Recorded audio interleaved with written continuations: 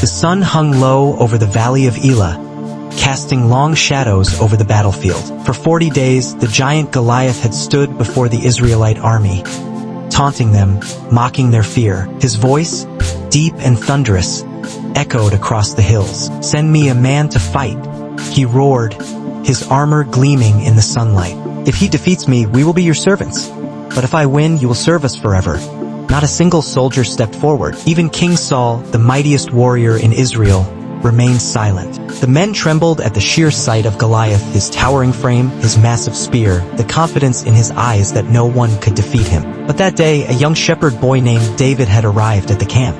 He had come to bring food to his brothers, never expecting to witness the fear that had gripped the army of Israel. As he listened to Goliath's taunts, his heart burned with righteous anger. "Who is this Philistine that dares to defy the armies of the living God?" he asked. His brothers scoffed. "Go back to your sheep, David. This is not a battle for boys." But David would not be silenced. Soon, word of his courage reached King Saul. The king called for him, looking at him with doubt. "You are just a boy," Saul said. "How can you fight this giant?"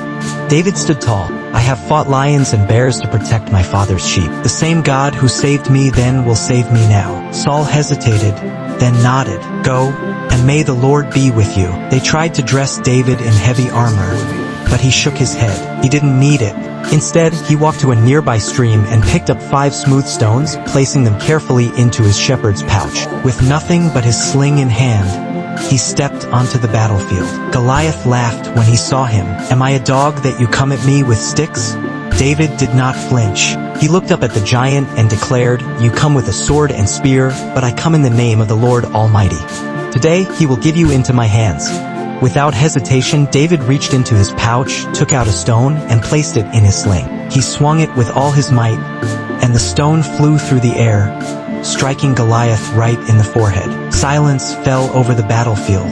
The great warrior wobbled, his massive body swaying for a moment, then he collapsed to the ground with a heavy thud. The Israelites stood in shock. Their enemy, the giant who had terrorized them for weeks, had been defeated by a mere shepherd boy. But David knew it wasn't his strength that had won the battle. It was his faith.